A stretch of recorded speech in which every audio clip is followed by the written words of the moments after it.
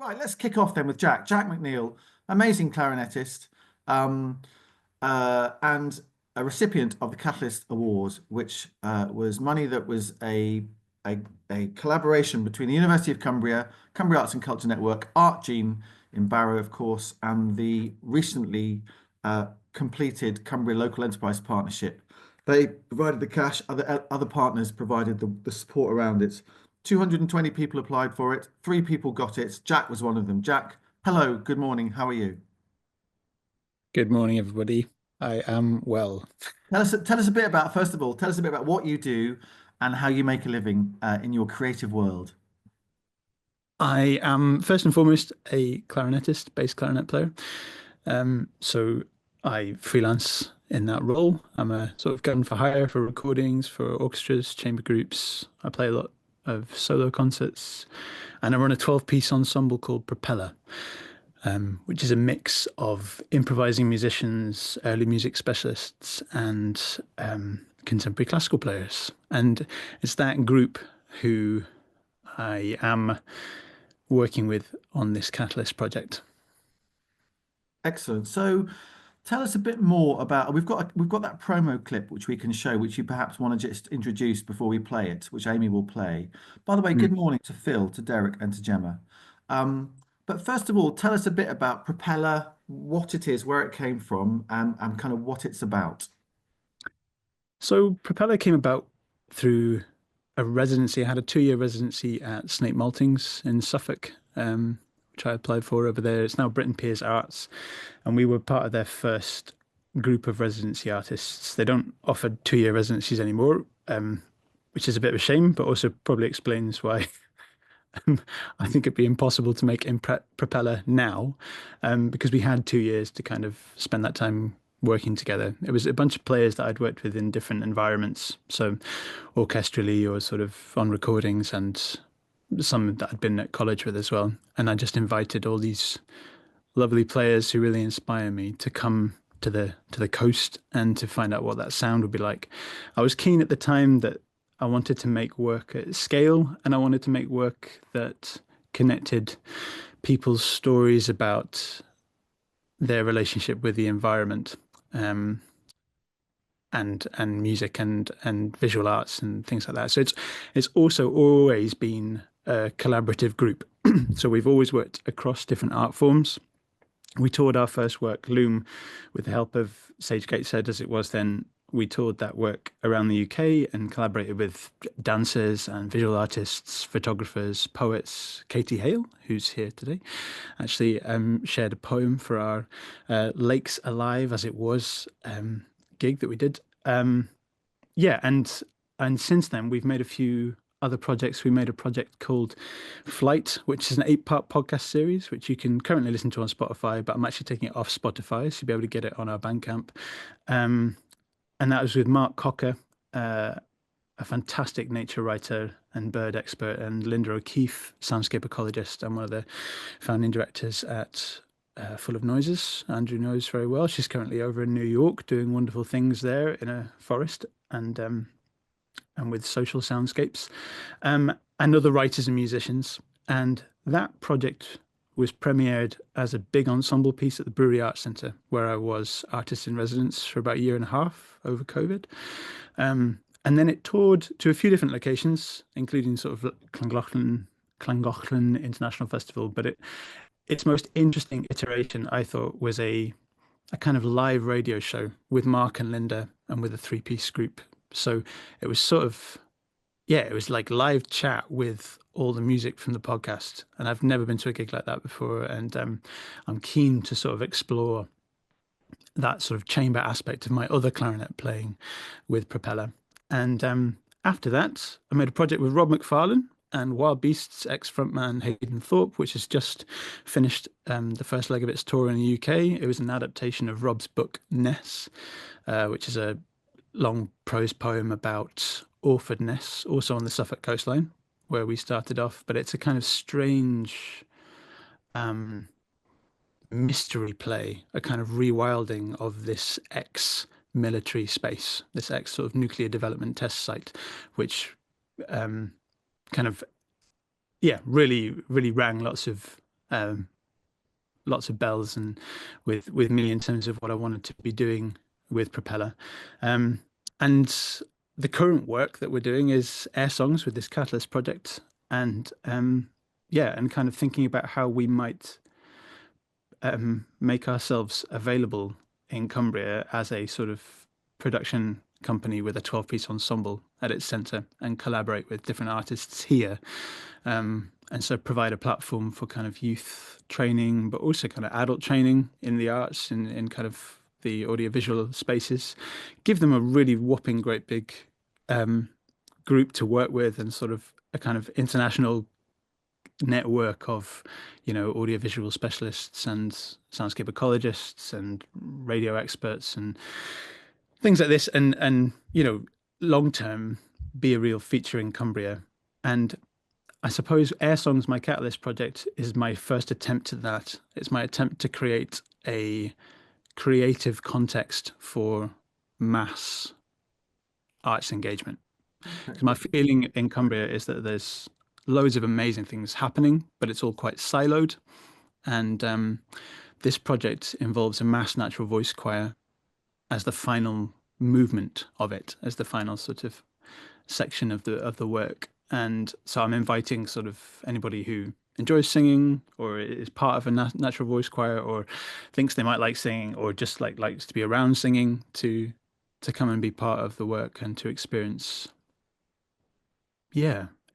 this strange future. So what you're about to watch, this trailer, is a mysterious trailer about a future that's just around the corner, where the environmental inequalities around the world become broadcast onto our phones through a well-being app that, as an audience member, you experience the piece through.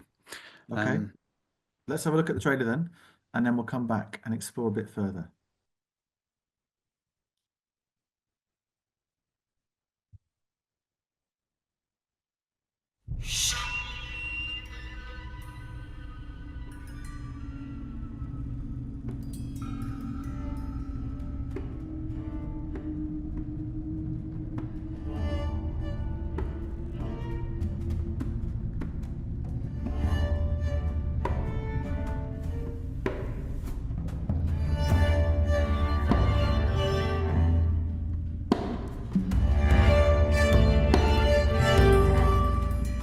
Welcome to APIS, developed to keep you healthy and happy.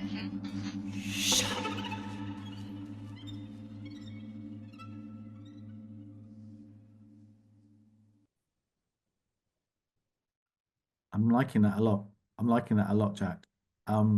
Before we delve into the nitty-gritty of what it's about and how it all works and how it hangs together, I'm always intrigued, professional musicians who make a living out of your art form. How did you start playing the clarinet? What made you start playing the clarinet? My friend Sophie round the corner in Kendal let me have a go on hers.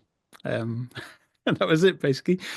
And then, I mean, there weren't that many options so we moved up to Carlisle, and I started playing the recorder in school, although I always forgot it, so I had to play a ruler most days. And then the clarinet became an option, and so I joined a concert band. I mean, the thing that's different, I reckon, and which I'd like to be part of a change for, is that when I was learning the clarinet, there were loads of groups to play in, and loads of groups that were like quite cross-generational as well. I remember I was part of the border band, which was, I mean, kind of basically as long as you could stick an instrument in your mouth, kind of, you could be in it. And so that we had like amazing characters in that band, and I learned a lot from those relationships. It was a much more realistic initial dip into the world of music, I realize now, than a lot of music education, because as soon as you leave music college, and I spent 7 years there, but as soon as you leave and you're no longer just playing with your peers who are all similar ages, you are playing with people who are like 20, 30 years older than you, or like 10 years younger than you, or 20 years younger. I mean, like now it's like 20 years younger than me. And so like I think what I find is missing a bit now, is now that I've come back to where I grew up and started playing music, is that a lot of those groups and organizations that sort of supported regular like quality music making for me as a kid aren't really around anymore, or are hanging on by a thread and by the good grace of a few really passionate, amazing people.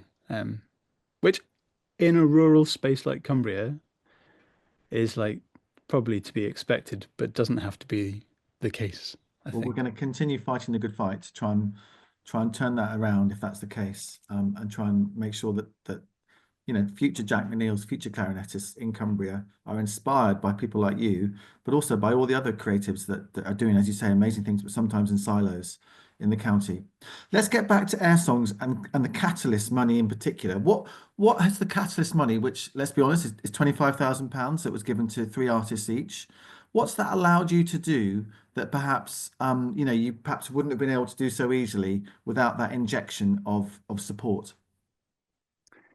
Well, yeah, it came at a time when the Arts Council wouldn't fund my project, um, which I think is kind of an absolute game changer in terms of this work. Like it wouldn't have been made.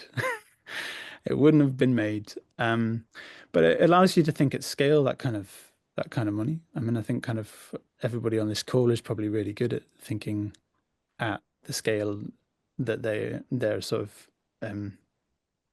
their finances allow, or their sort of funding allows. I mean, so I felt a um responsibility to try and do something that was bigger as well, um, with that money.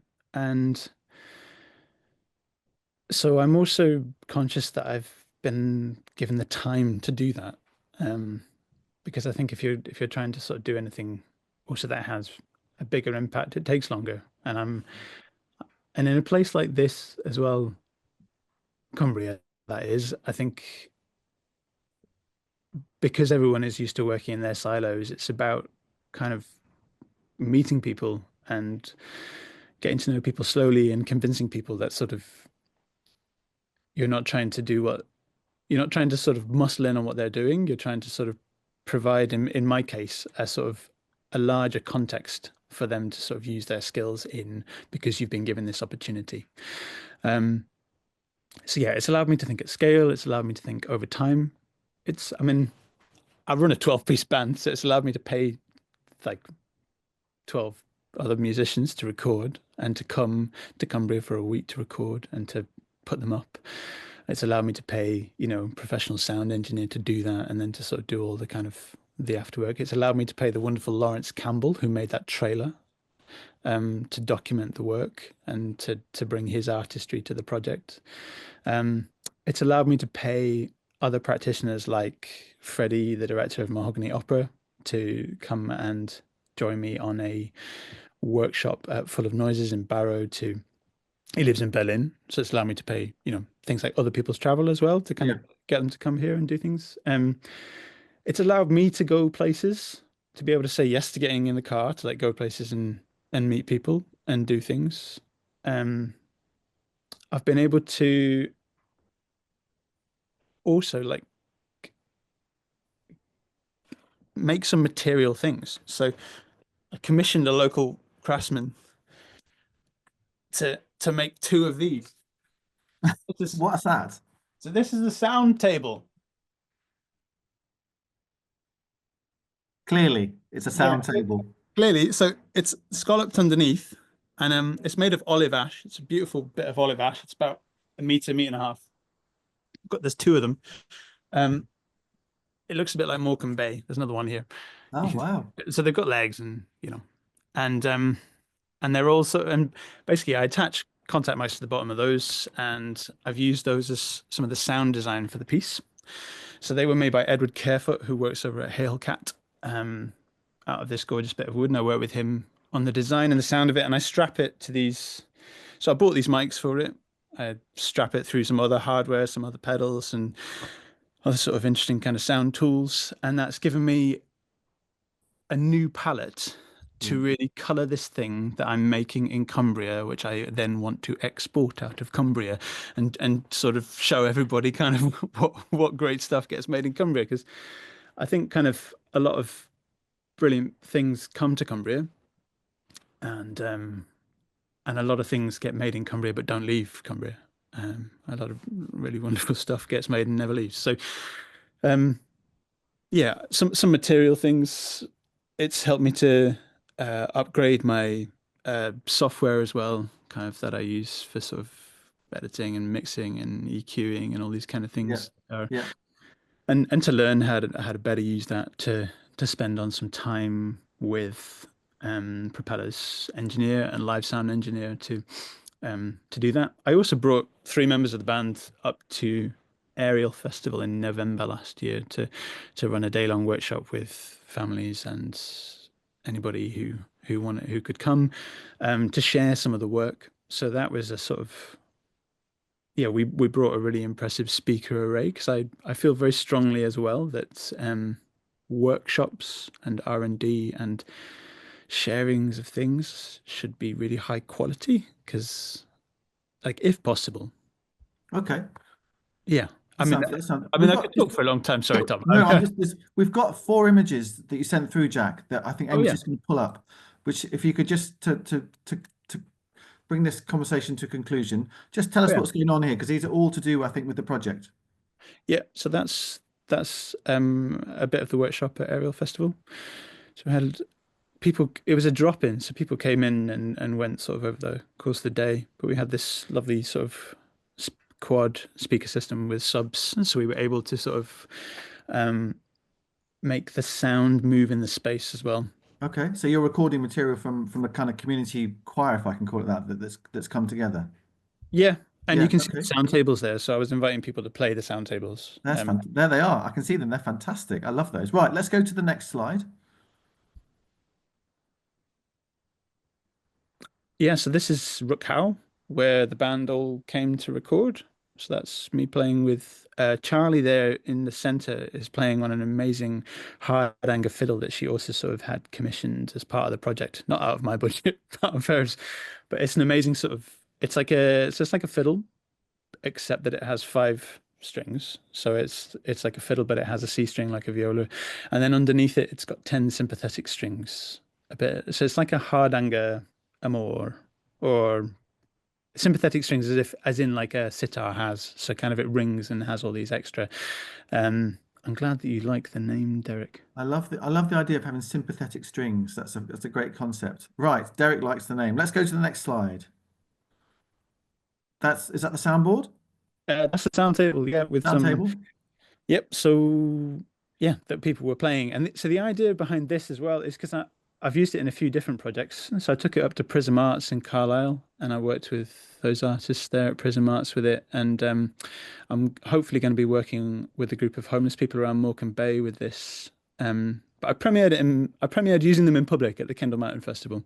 And the idea behind them is that they allow people who maybe don't, if you don't play an instrument or you don't use sort of Western notation, you can compose music that other people can then perform by creating a map or by just describing what you've done with an object over another object, across another object. And then obviously I run it through various effects and processes and stuff. But fundamentally, it's a visual representation in space and time of the sound that you want to make. And Really, yeah, really, and so it's really very clever, really accessible. different. Yeah. All right. And finally, the fourth image we've got.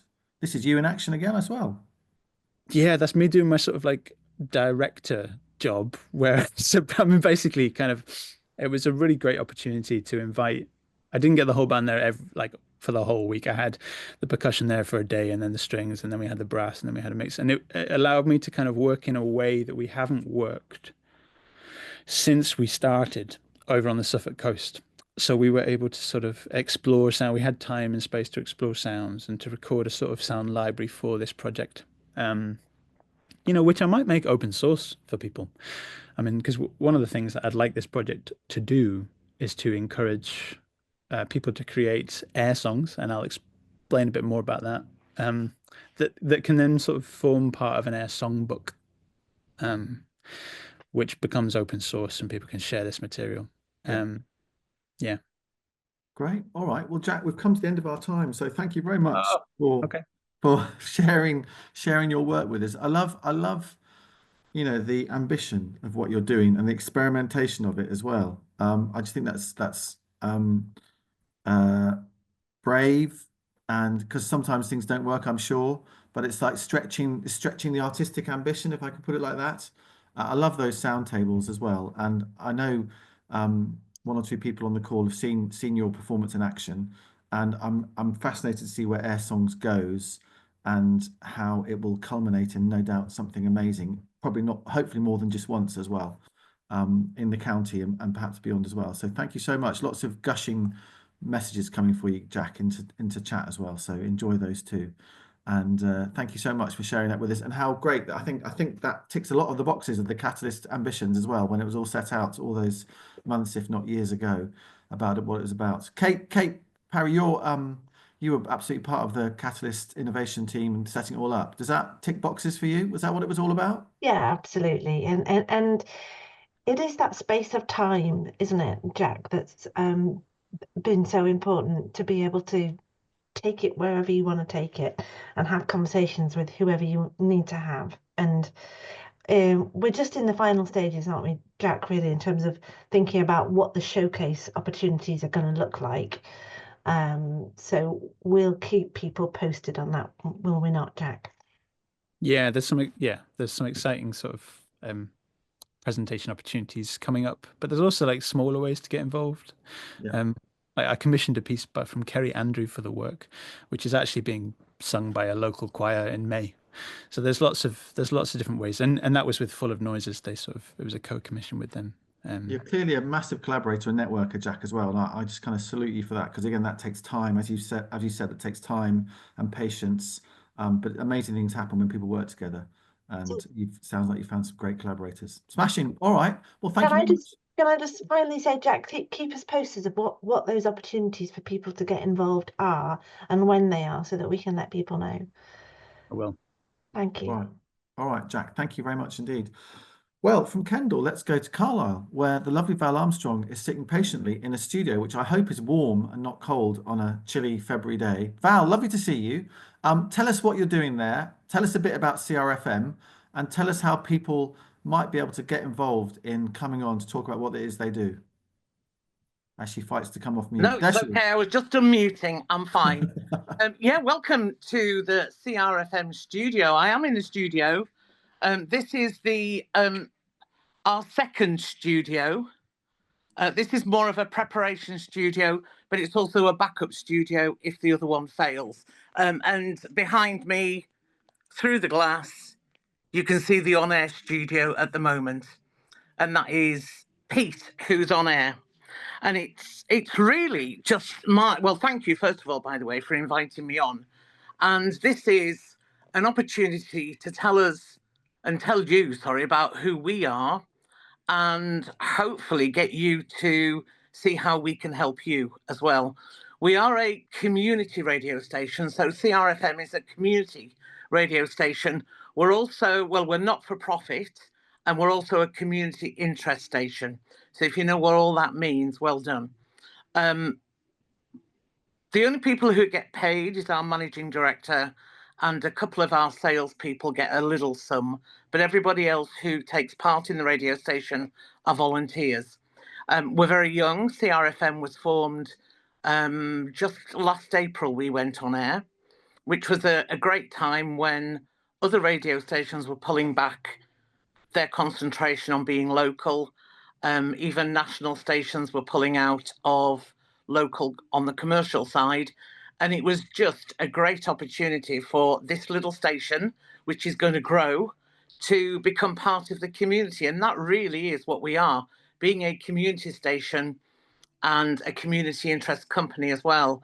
It means that we are, and part of our remit and part of the reason we got the license is that we are community orientated.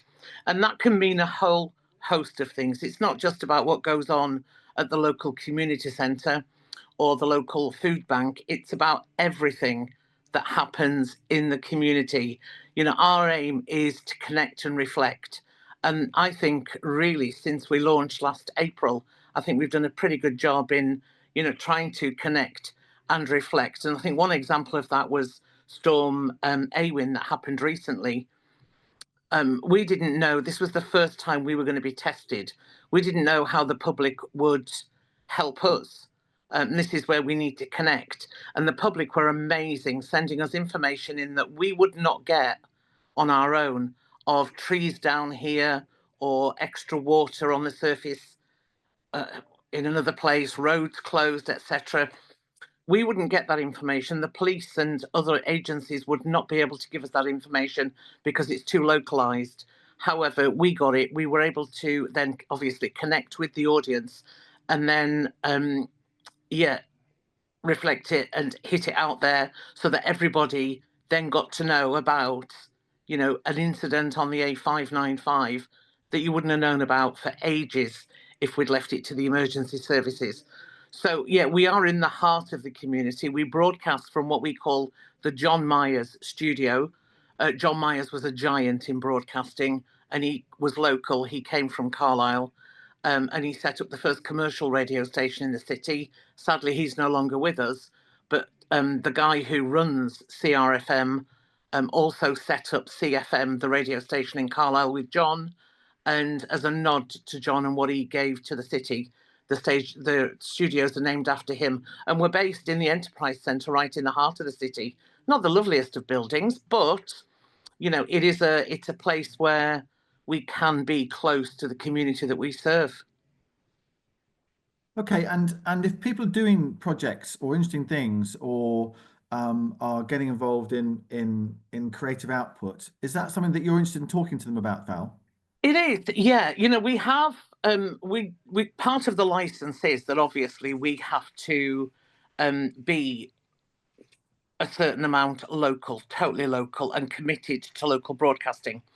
And we can do that. One of the main things we do, as well as doing sport and everything else, one of the main things we do, one of the programs is Community Corner, where we meet up with a whole host of people who are doing loads of things around the community. I'll give you just some examples of the people that we've met up with. We were there for a school on the subject of music, school who were wanting to set up an orchestra, looking for instruments. So they came in and had a chat. We do with charities, in-depth look at what each of the charities do as well, because how many times do you look at Age UK and think, well, where does the money go? What do they do? So we give advice and stuff out. Where sport's concerned, we've covered men's health team who are looking for a new coach. It's a group of guys who get together to play football, helps their mental health. We do live stories, chatting a couple of examples, getting the Mayor of Carlisle and the Mayor of Wigton on just to hear their life stories and where they've come from. Where the arts are concerned, we do all sorts where the arts are concerned. So it could be the latest production at the Green Room Theatre. It could be, or the West Wall Theatre, I should say, with the Green Room Club. It could be something to do with literature. A young boy wrote a help book on diabetes, so he came in. But again, it's all ages. It could be history, updating the archaeological dig at the cricket club. We can get some musicians to send in music because we've got a Cumbria show as well, which all it plays is local music of different genres. There's just so many different ways that we can get people on air. Our problem is, and this is really where you guys come in, that we don't always get to know about where people are and what they're doing. So we can do our own work and our own research, finding people, but then we only find it's kind of those who are really sassy at putting out publicity. There's a heck of a lot of people that we know do great things we don't hear about because they don't blow their own trumpet. And we basically need people to come out of the woodwork and say, do you know what? We're putting on a display of such and such, or we're running a project which is going to result in this happening or that happening in our community. And it's great stuff, but we don't get to hear about it. And the people who are at the heart of the project are the ones who are passionate, know about it, and are the best ones to speak. So my message today really was to say, look, we are here. We are run like a commercial radio station. So we sell adverts. We're self-funded. It's sponsorship, adverts and everything. So what we do, we have to take seriously. We are not just a small community station. We are growing, as Tom said at the very beginning. We've establishing an audience, and we get good sponsorship in Carlisle as well. So they trust what we do. We are spreading, and we are going to set up, in the process of setting up, if we can get the premises secured, a station for West Cumbria, initially online, but then we'll go on to DAB. So we are taking this very seriously. The amount of experience that we have in this little building is immense. I was at the BBC for 41 years, now done 43 years of broadcasting. Some of my colleagues, we added up, we were out having a team meal, a morale boosting meal on Wednesday evening. And just the six of us, although there were seven of us actually, sitting round, we had just under 250 years of broadcasting experience between us. All of us former BBC. So not just presenters, we are broadcasters, and it's a passion. As I said earlier on, we are volunteers. We do this because we love doing it, and we hopefully put across the fact that we love doing it. But it doesn't matter how good we are, we still need your help to find where these events, where these projects, everything really that's happening around. So it's north and west of the county at the moment, but who knows, who knows where we're going to take over next. And Val, what's the best way for people to get in touch? The best way is always email. I think it's always email, because you don't get frustrated trying to track you down on phones and things. If anybody does want to keep in touch with us, get your pen. The email address is studio@yourcrfm.co.uk. Or if you want me specifically, because I head the presentation team, we've got 24 presenters at the moment, which is probably going to double when we go out west as well. So you can send it to me, val@yourcrfm.co.uk.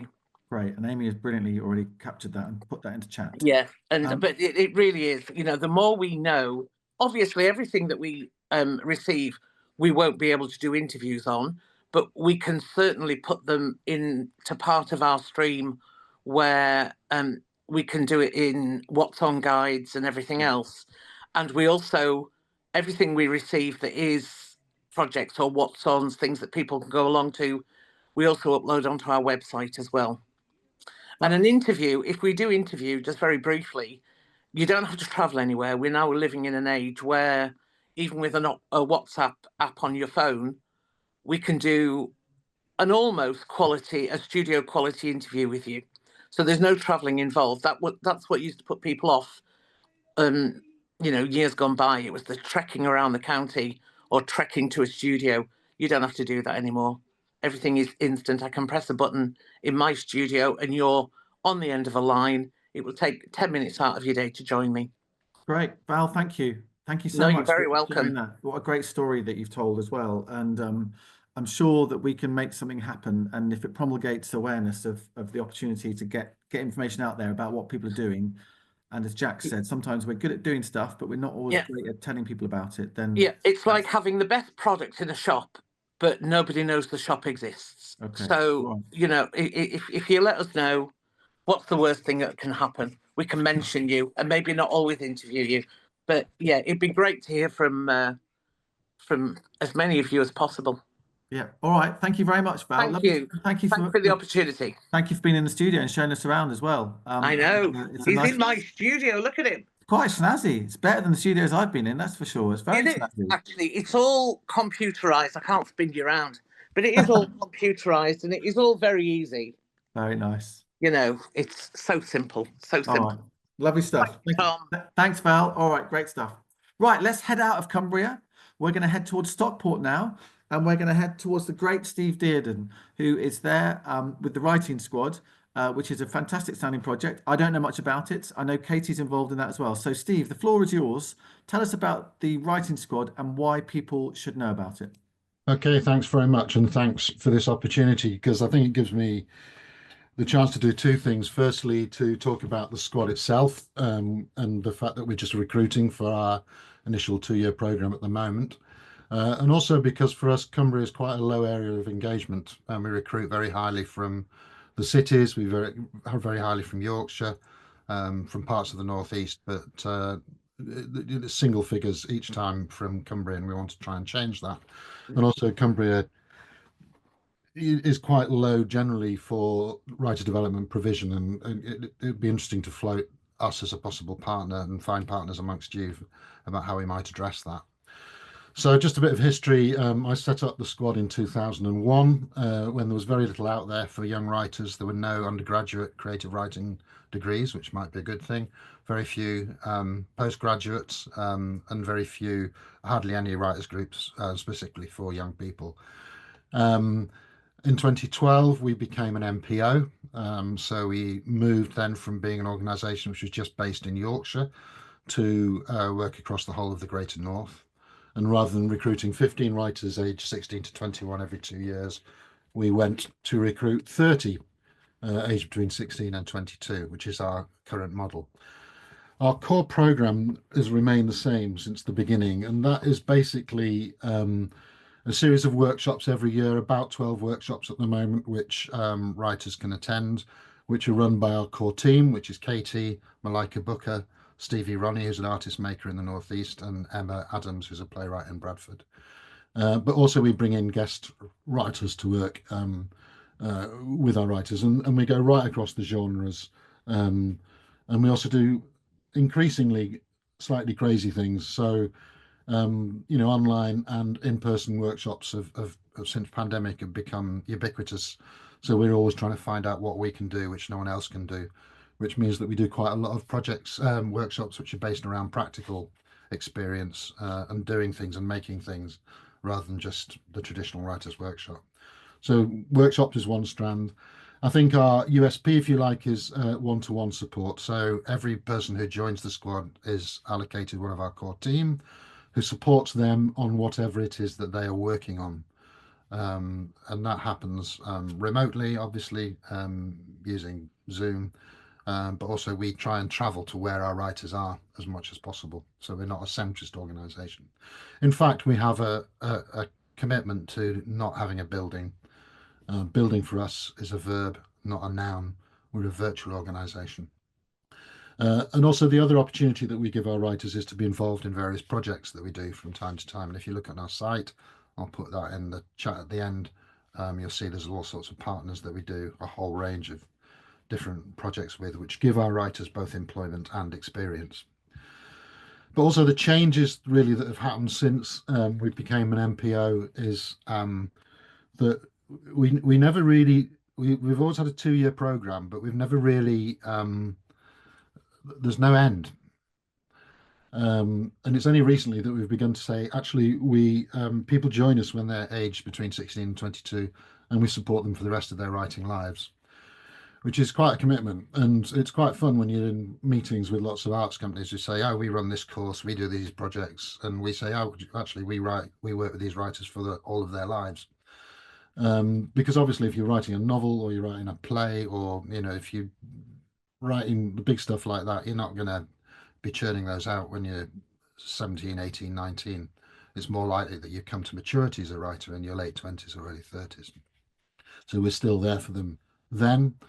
The other thing, it's become much more about, rather than bringing people in from outside, it's become much more about sharing knowledge.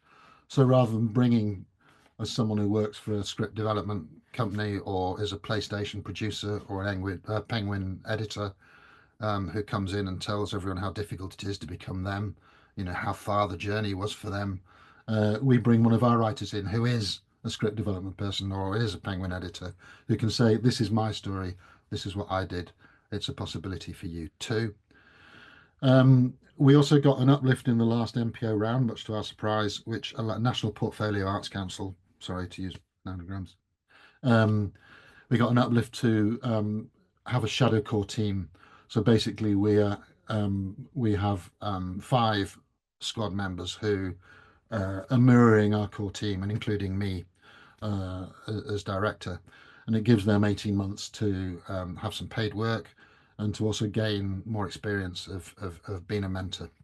And they get supported to do that, although I'm not sure how much they need it, to be honest. We've also been able to develop and embed our writers in our leadership and governance. So 50% of our board is made up of squad writers, and we also have a year's experience called onboard experience, where someone who doesn't want to become a full member of the board can come to board meetings and act as a full member, but doesn't actually have to sign up with Companies House and all that kind of stuff. So that's kind of what we do. That's the shape of the squad. I think it's important to emphasise that it's a talent programme. It's not an access programme. So we recruit not people who've just decided they want to write, really, but people who've been writing for a very long time and are passionate about writing and have some sort of track record. So we work very closely with organisations who do that kind of access work, and people come through into us. But having said that, we're always interested in people who you might know, who you feel have a voice or have a story, who might not be as developed and might not be able to write the kind of refined application that we require from people to join the squad, but you think there's something really there we should be looking at. And we do take chances sometimes to make leaps with people and who aren't as qualified as others, but we think there's something very special about them, and bring them into the community of writers that we have and accelerate them. And you're looking for a few more Cumbrians, Steve, is that right? Yeah, definitely. Because the north is a big old area. It's great that there's the concentration on the north, but that often Cumbria loses out when it's the north. So we need to promote that a bit more, don't we? I think it would be good. I mean, and that brings me to the second point, really. Just one more point I wanted to make, that I went on about access, but for us, there's no hierarchy of success. So, people who we shout about all the people who've gone on the National Theatre, and we've just had an MP for the first time, for instance. But also people use writing in their everyday lives are just as important to us. But yes, if anyone can help us spread the word, or if anyone is interested in trying to set up feeder programs to the squad in Cumbria, then we'd be really interested in talking to you. Okay. And the application process at the moment goes through to the end of March, is that right? Deadline's the 31st of March, yeah. Okay, lovely. Anyone got any questions for Steve? Or Katie, is there anything you wanted to add? Or has Steve done a fantastic job? I mean, Steve's done a fantastic job as always. Yeah, I mean, one of the reasons that I wanted to work for the squad was because it was the sort of organisation I would have wanted to join when I was a younger writer. And unfortunately I was just slightly too old by the time that it encompassed the whole of the north to be a squad member. But yeah, it was absolutely is the organisation that I would have wanted to help my own development, and that one-to-one support, having seen it from the other side now as well as a mentor with the squad, it's it's such a privilege to work with young people at that point in their development, and then just to see that development kind of grow as people sort of finish that sort of initial 2 years 2-year program and sort of feel like a kind of sense of graduation, but also have that sense of just ongoing support and ongoing community that the squad really is. I think it's probably the best organisation I've ever worked for. I don't know if I can say that on this call because I've worked with a lot of people on this call in different organisations, but in terms of that kind of writing specialism, it's just brilliant, and there's a really wonderful community feel. So yeah, any young writers, young people who just love writing and have something to say, who are 16 to 22, definitely point them towards the squad and encourage them to apply, especially if they're based in Cumbria. Great, yeah. I love the name Writing Squad. What a great name. Good that it's got Arts Council backing. Good that you got an uplift. It sounds like a really well organised, targeted, focused project as well, for which you should be congratulated, I think. Steve, Katie, thank you. Kate. Just to mention a squad writer, if anyone in the Penrith area, Hannah Sowerby has a play on at Penrith Players this week. I haven't managed to go and see it yet. I'm hoping I might go and see it tomorrow. Yeah, do check that out. That's on at Penrith Players. 10 things to do in a small Cumbrian town. Yes, that's a great name as well. Yeah, I saw that. Yeah, and Rachel's going tonight. Fantastic. Rachel, who also is a playwright, who's doing great things. And there was a scratch performance at Rose Hill, was it? Recently? Rose Hill, yeah. Rose Hill, Whitehaven on Saturday. Yeah. Did that go all right? Yeah, it went really well. We had about 60 people rock up, so that was a surprise, a nice surprise. And yeah, got some Fantastic. really helpful feedback on it. So yeah, really good. Fantastic. All right. Well, just linking before we hear finally from Emily and the Knotted Project and the young producers there. Kate, there's a survey that we're backing for young people to tell us what they want for support, isn't there? Tell us a bit more about that.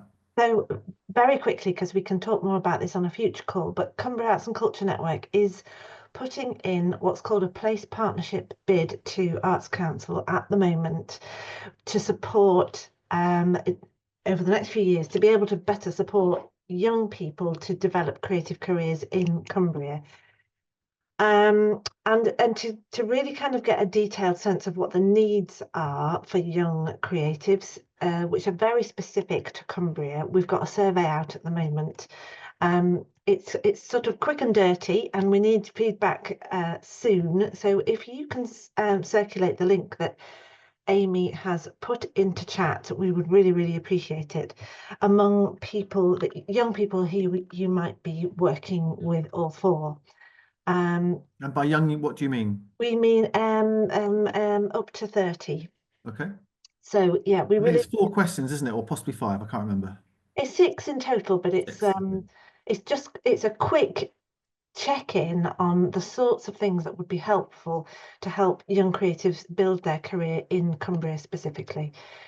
We can talk more about what our bid is going to consist of. But yeah, if you happen to be under 30 here, we'd love you to fill the survey in too, and we can, more on that whole project in due course. All right, thank you very much indeed.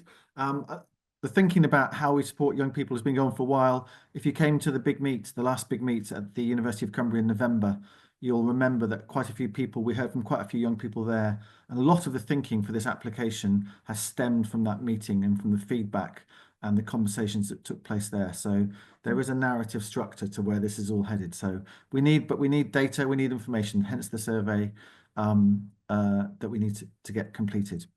Right, thank you. Last few minutes, Emily Edwards from the Knotted Project. Speaking of young people, there's a fantastic project that you're doing to help people learn about production of events and cultural activities. So, Emily, you've got about 4 minutes. Tell us what it's all about and what you need people to do. Yeah, brilliant. Thank you so much. So, hi everyone. I'm Emily from the Knotted Project. And yeah, I'm here today to talk about our Young Producers Programme, which we're currently recruiting for. So just a little bit of context, first of all. Forge Festival, we're working towards the 2025 festival. It's been happening every year. It's our annual theatre festival made with and for young people in Cumbria. This year's festival is on Saturday, the 26th of April, so not long to go. And we really want this festival to be made with and for young people from both a performance perspective and a production perspective. So in terms of performance, we work with schools, we work with community groups and early career artists to create content for the festival through film, dance, drama, music, cross art forms. And we, like I say, we want it to be young person led from a production perspective as well. So we're currently recruiting for Young Producers, which is a programme for 13 to 18-year-olds in Cumbria. And it's for young people who are really interested in sort of behind the scenes experience of putting on arts events and performances. So young people who are interested in events management, marketing, social media, and producing as well. And we're going to be working together every Wednesday evening at the Brewery Arts Centre in Kendal. The sessions start from the 26th of February and they're from 4:15 till 5:30 at Brewery Arts Centre. So yeah, we're looking for the opportunity to be spread as far and wide as possible, make sure it reaches all those young people who are really interested in the opportunity. And if young people want to sign up, all they need to do is email me, and my email is outreach@theknottedproject.co.uk. I'll put it into the chat as well. And our deadline for sign up is next Friday, the 21st of February. So if they could get in touch in the next week or so, that'd be fantastic. And if you want to know more information, or that flyer that Tom just shared, and all the information is on our social media channels. So we're on Facebook, Instagram and X. It's just @Knotted Project, and you can find more information there. But yeah, we'd like to share the opportunity as far and wide as possible. So any young people you think would be interested in, or if you could share it with your networks, that would be fantastic. And Okay, Emily, great stuff. thank you. My pleasure. And the Forge Festival, so the Knotted Project, as you would expect, is one of the Cumbrian organisations that's very much feeding into the thinking behind the bid that Kate was talking about a few minutes ago to the Arts Council, because you are brilliant at the Knotted Project at engaging with young people and absolutely have the networks and contacts. But if we can help you, help them, even better. So thank you very much for those few words, Emily. Terrific. All right. Well, that's been a busy old one. Chat's been busy as well. So there's stuff in there. I'm going to say thank you to Jack, to Val, to Steve, to Katie, and to Emily for entertaining us with your story. You're welcome. And your Tom, can I mention something? You can. You've got 1 minute, Val. I never finish I'm going late. to do it in 10 seconds. Just listening to some of those things that were mentioned today by both Steve, Emily, even Jack, and Katie as well. Lots of those I could do. Yeah. So it's just thinking, promote. I think you and I might have a conversation in the next few days, Val, and see whether we can put some sort of little process in place to get stuff going on the radio. Absolutely. Thank you. We'll talk further. Thank you, everybody. Good to see everybody. Thank you, Val. Have a good weekend, everybody. And hopefully see you again next week. We're going to go to Broom Hill next week. Broom Hall, sorry, not Broom Hill, Broom Hall, because there's an artist buyout going on at Broom Hall just outside Penrith. We're going to hear from an amazing young chap called Matt Walters, who plays the organs in cathedrals. He's coming to Carlisle. He's got a brand called Reductio, where he plays dance tunes on cathedral organs. You won't want to miss that. Wow. And also Art Gene in Barrow have got an amazing new exhibition called Deluge, all about salt marshes. 3 artists. We're going to hear about that too. So busy one next week already. Catch you then.